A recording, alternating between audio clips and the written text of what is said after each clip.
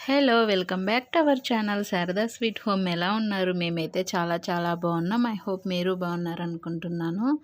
Morning లేచి ఇంకా ఇంట్లో అయితే పూజ అయితే కంప్లీట్ చేసేసుకున్నాను. ముందుగా అయితే అందరికీ ఈరోజైతే హనుమాన్ జయంతి కదండి. హనుమాన్ జయంతి శుభాకాంక్షలు. ఇంకా మార్నింగ్ అయితే అన్నీ ఇంట్లో కంప్లీట్ పూజ అన్నీ చేసేసుకొని టెంపుల్కి అయితే వెళ్ళాము.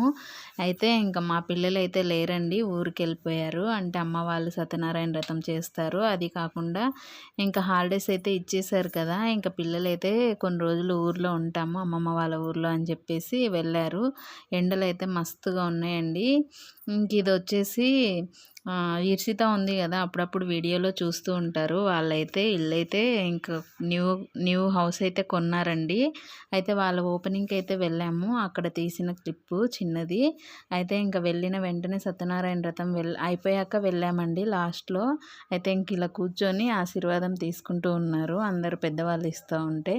అయితే వెళ్ళి ఇంకా బొట్టు పెట్టేసి అక్కడ తెచ్చిన గిఫ్ట్ అయితే ఇచ్చేసి తర్వాత అయితే ఇంకా భోజనాల సెక్షన్కి అయితే వచ్చేసామండి. ఇంకా భోజనాలు అయితే చాలా ఐటమ్సే పెట్టారు, చాలా బాగున్నాయి. అయితే ఇంకా అక్కడ తినేసి బయలుదేరి ఇంటికి వచ్చేసరికి 3-4 అలా అయిపోయింది టైం అయితే. ఫుడ్ అయితే చాలా బాగుంది, క్యాటరింగ్ ఇచ్చేసారు.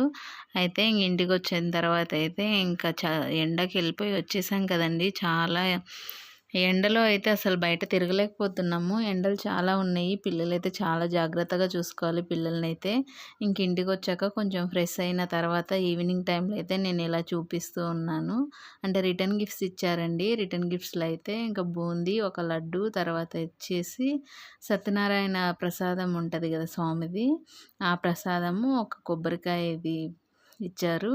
ఇంకైతే 2 ఫ్రూట్స్, పసుపు, కుంకుమ, ఒక్క, తర్వాత వచ్చేసి ఒక జార్ పెట్టారండి. అంటే గ్లాసుది, చాలా బాగుంది. అది కూడా అంటే మనం బాదం, జీడిపప్పులు అలాంటివి ఏవైనా వేసుకోవడానికి పెట్టారు. ఇంకా అది కూడా చూపిస్తున్నాను. రిటర్న్ గిఫ్ట్ కింద ఇవైతే ఇచ్చేసారండి గృహప్రవేశానికి. చాలా బాగుంది అదైతే. ఫుడ్ కూడా చాలా బాగుంది. నిజంగా క్యాటరింగే బెటరు ఇలా చేసుకునేటప్పుడు. సింపుల్గా వాళ్ళే తెచ్చిస్తే అన్నీ మనం పూజలు అలా ఉంటాం కాబట్టి సరిపోతుంది. ఇంక ఇక్కడ వచ్చేసి నేనైతే మావి ఇంట్లో కొంచెం పాతవి ఉన్నాయండి. అయితే అవి తీసేసి అవి వాడొద్దు అన్నారు. అంటే ఇంకా మా అత్తయ్య గారికి మేము ఉపయోగించామన్నమాట చనిపోయినప్పుడు. అలాగే ఉంచేస్తే వాటిని అయితే వేసేసి నేను ఈ చిన్న దీపంతులు ఊర్లోకి అయితే లేవండి. అయితే ఇంక నేను మట్టివి పెట్టేశాను అప్పుడు తెచ్చుకోలేక. అంటే ఇంకా అక్కడ ఊర్లో దొరకవు కదా, మళ్ళీ సిటీకి వెళ్ళిపోవాలి. నేనేమో సిటీకి వెళ్ళడం తక్కువ, అక్కడ వెళ్ళినప్పుడు గుర్తు రాలేదు నాకు 2-3 సార్లు. అయితే సరే అవి వేసి ఇంకెంతో కొంత డబ్బులు ఇచ్చేసి తెచ్చుకుందాంలే అని చెప్పి, నాకైతే కాళ్ళ గజ్జెలు కూడా పట్టీలు కూడా తెగిపోయి ఉన్నాయండి 2 జతలు. ఆ 2 జతలు వేసి పట్టీలు, తర్వాత నాకు ఊర్లోకి ఏమేమి అవసరమో అవన్నీ తీసుకొని వచ్చేద్దాము. ఎలాగో ఇంకా న్యూ కన్స్ట్రక్షన్ అయితే స్టార్ట్ చేసాం కదా, ఇంట్లో ఇవన్నీ పూజలు ఇవన్నీ ఉంటాయి, 2 కంపల్సరీ కావాలి దీపంలో అని చెప్పేసి ఇంకా మేమైతే తీసుకొని వచ్చేసామండి. ఇంక ఇక్కడ వాడాక ఊర్లో పెట్టేసుకోవచ్చు అని చెప్పేసి ఇంక ఇవైతే నాకు ఎంత పడ్డాయి ఏంటి అన్నదైతే ఇంకా క్లారిటీగా 180 రూపీస్, 150 రూపీస్ తీసుకున్నారండి. కిలో వచ్చేసి ఎంతో చెప్పారు. అది అవి కంచువి పడతాయి అనేసి. అయితే ఇంకా నాకు అంత ఐడియా లేదండి, మర్చిపోయినట్టున్నాను.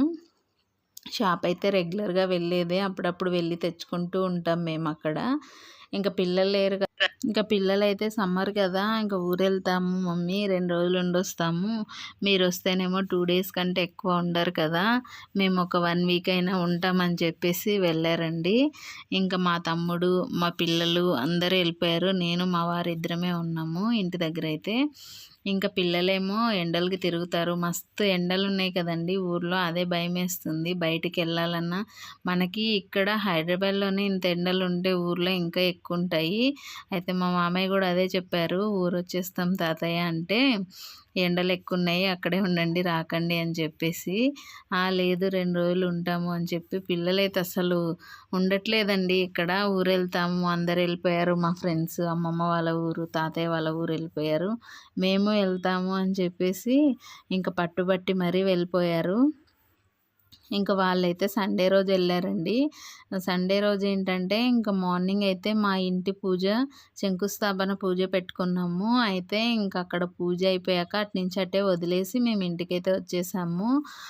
పిల్లలు ఏంటంటే పూజ కోసం ఉండాలని చెప్పేసి ఇంకా ఆ రోజే పెట్టేసుకున్నాము. నెక్స్ట్ అయితే ఆ వీడియోస్ వస్తాయండి. అంటే ఇంక మేము ఎలా పూజ చేసుకున్నాము, ఎంత ఖర్చు అయింది, ఏంటి, ఏమేమి తీసుకున్నాం అన్నది కూడా నేను దాంట్లో అయితే మెన్షన్ చేస్తాను.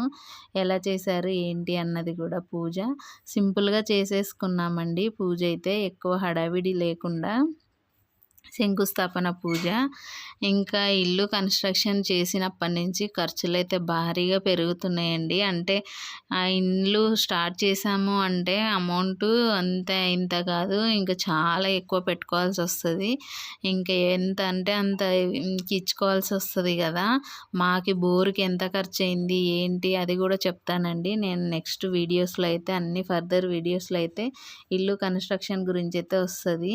ఎందుకైనా మంచిది మనం ఇల్లు స్టార్ట్ చేస్తున్నప్పుడు ఏమైతే మనం ఖర్చు పెడుతున్నామో అదంతా రాసి ఉంచేసుకుంటే మనకి ఎంత ఖర్చు అయింది, ఇంటికి మనం ఎంత పెట్టుకోగలిగాము అన్నది ఐడియా ఉంటుంది కదా. అంటే ఎన్ని ఫ్లోర్స్ వేసాము, ఎంత పెట్టాము, ఎంత ఖర్చు అయింది. ఇప్పుడు ఇల్లు కట్టే వాళ్ళకు కూడా ఐడియా ఉంటుంది కదండి. అలాగని నేను ఒక దాంట్లో రాసి ఉంచేసుకుందాం అనుకుంటున్నాను. అంటే ఎంత ఖర్చు పెడుతున్నాము ఏంటి. బోర్కే అయిందండి మాకు వచ్చేసి 3 lakhs 3.5 lakhs అయింది. 3 lakhs అయింది అనుకుంటాను బోర్కే.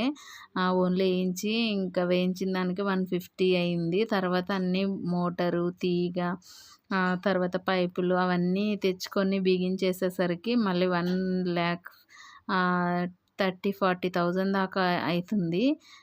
ఇంక అన్నీ లెక్క పెట్టేసి రాసి ఉంచేసుకుందాము అనుకుంటున్నాము మేమైతే. ఎంత అవుతుంది ఏంటి అని చెప్పేసి, ఎన్ని ఫ్లోర్లకు ఎంత అవుతుంది అని చెప్పేసి. మెటీరియల్ అయితే చాలా కాస్ట్ ఉందంట అన్నీ. నేనైతే 2-3 వీడియోలు చూశాను ఎలా ఉంది ఏంటి, ఇల్లు స్టార్ట్ చేస్తే ఎలా ఉంటుందని కూడా. ఈ వీడియో కనుక నచ్చినట్లయితే లైక్, షేర్, కమెంట్, సబ్స్క్రైబ్ చేసుకోండి ఫ్రెండ్స్.